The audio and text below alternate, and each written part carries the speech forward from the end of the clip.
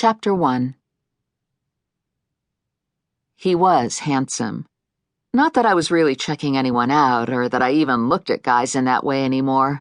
Married, going on 10 years now, and Neil, my youngest, my stepson actually, just off to college. I glanced away, pretending I hadn't even noticed him, especially in a bar by myself, no matter how stylish this one was. But in truth, I guess I had noticed him, just a little, out of the corner of my eye.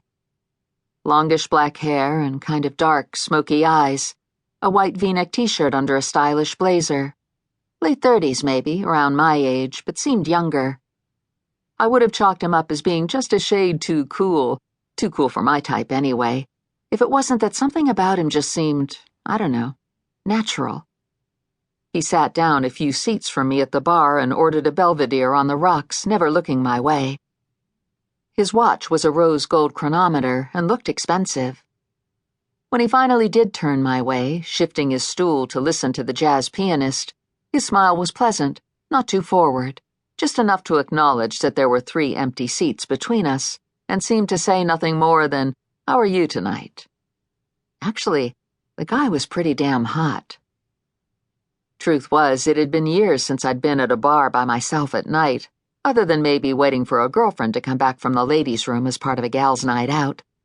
And the only reason I even happened to be here was that I'd been in the city all day at this self-publishing seminar, a day after Dave and I had about the biggest fight of our married lives, which had started out as nothing, of course, as these things usually did, whether or not you had to salt the steak so heavily, twice, in fact, before putting them on the grill, he having read about it in Food and Wine magazine or something, which somehow managed to morph into how I felt he was always spoiling the kids, who were from Dave's first marriage.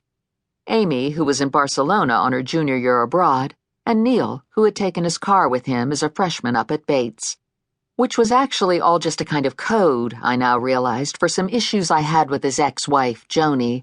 How I felt she was always belittling me, always putting out there that she was the kids' mother, even though I'd pretty much raised them since they were in grade school, and how I always felt Dave never fully supported me on this.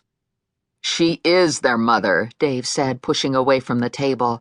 "Maybe you should just butt out on this, Wendy. Maybe you just should." Then we both said some things I'm sure we regretted. The rest of the night we barely exchanged a word, Dave shutting himself in the TV room with a hockey game, and me hiding out in the bedroom with my book. In the morning he was in his car at the crack of dawn, and I had my seminar in New York. We hadn't spoken a word all day, which was rare, so I asked my buddy Pam to meet me for a drink and maybe something to eat, just to talk it all through before heading home. Home was about the last place I wanted to be right now. And here it was 10 after 7, and Pam was texting me that she was running 20 minutes late. The usual kid crisis, meaning Steve, her hedge fund honcho husband, still hadn't left the office as promised, and her nanny was with April at dance practice.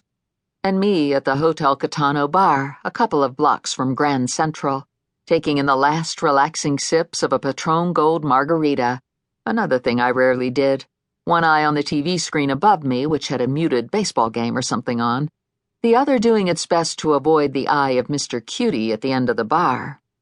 Maybe not looking my 100% knockout best, I mean it was just a self-publishing seminar and all, but still not exactly half bad in an orange cashmere sweater, a black leather skirt, my Prada boots, and my wavy dark brown hair pulled back in a ponytail. Looking decently toned from the hot yoga classes I'd been taking, texting back to Pam with a mischievous smile. Better hurry, the sexy guy at bar, and think he's about to make contact. Grin.